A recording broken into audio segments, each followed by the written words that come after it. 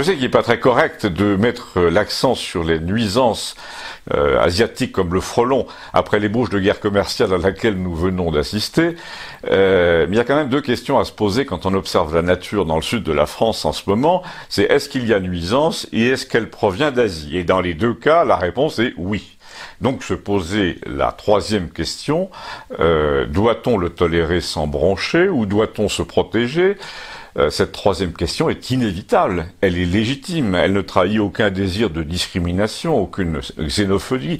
Il se trouve que la nature, elle, n'a aucun sens du politiquement correct, et elle nous désigne clairement ce qu'est une invasion de nuisibles, et nous en avons une sur les bras, sans aucun doute, qui n'est pas la première, et elle nous oblige à nous protéger, ça s'appelle l'instinct de conservation. Alors, comment allez-vous me dire, qu'est-ce que vous insinuez? Alors, je vous réponds du calme, je vous parle du frelon asiatique, et pas seulement d'ailleurs du frelon asiatique, parce que les gens peuvent se dire, ça ne concerne que les apiculteurs. Non, je vous parle aussi de la pyrale, cette petite chenille qui devient un papillon qui pond des œufs, qui redeviennent des chenilles, et qui a le mauvais goût de tuer des forêts entières de buis dans le sud de la France notamment, après l'avoir fait en Allemagne, en Suisse. Que voulez-vous y faire?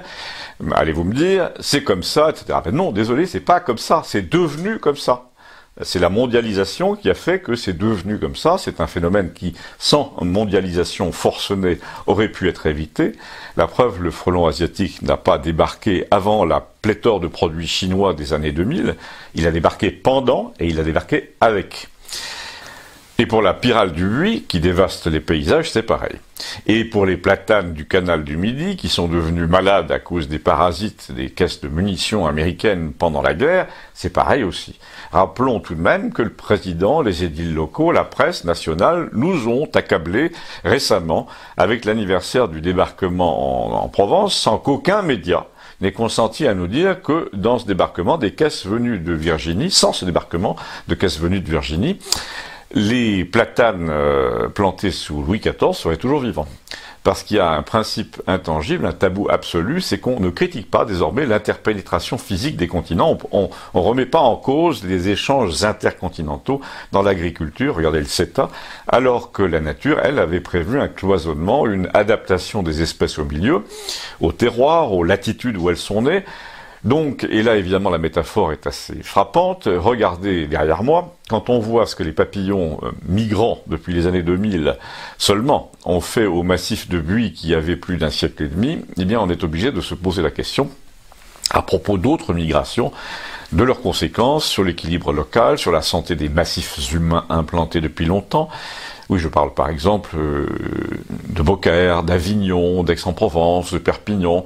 Là encore, des massifs entiers de souches locales et d'implantations séculaires sont en train de disparaître ou de souffrir à cause d'importations qui datent des années 2000 et qui sont le fruit d'une idéologie, d'une volonté délibérée de supprimer les obstacles à la propagation, à toutes sortes de propagations, sauf à celles des idées de résistance qui se propagent, elles, néanmoins, mais avec de plus en plus de difficultés à cause de la censure.